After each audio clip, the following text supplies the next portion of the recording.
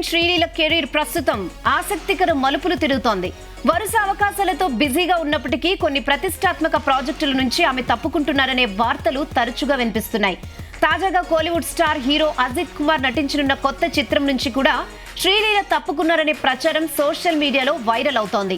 తెలుగు చిత్రసీమలో మహేష్ బాబు, పవన్ కళ్యాణ్, రవితేజ వంటి అగ్ర హీరోల సరసన నటించి తక్కువ టైంలోనే స్టార్ హీరోయిన్ గా గుర్తింపు తెచ్చుకున్న శ్రీలీల ఇప్పుడు తమిళ చిత్రసీమలో కూడా తన స్థానం బలపరుచుకోవాలని ప్రయత్నిస్తున్నారు.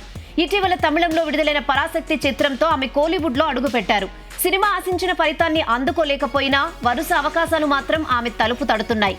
ఇప్పటికే ధనుష్ సరసన ఓ చిత్రంలో నటించే అవకాశం దక్కించుకున్న శ్రీలీల అజిత్ కుమార్, అధిక్ రవిచంద్రన్ కాంబినేషన్ లో తెరకెక్కనున్న భారీ చిత్రంలో హీరోయిన్ గా ఎంపికయ్యారనే వార్తలు గతంలో వినిపించాయి.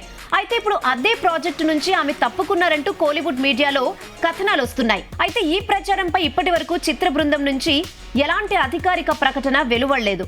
శ్రీలీల స్వయంగా తప్పుకున్నారా లేక డేట్ సమస్యల కారణంగా మేకర్స్ మరో హీరోయిన్ ను ఎంపిక చేశారనే విషయంపై క్లారిటీ రావాల్సి ఉంది.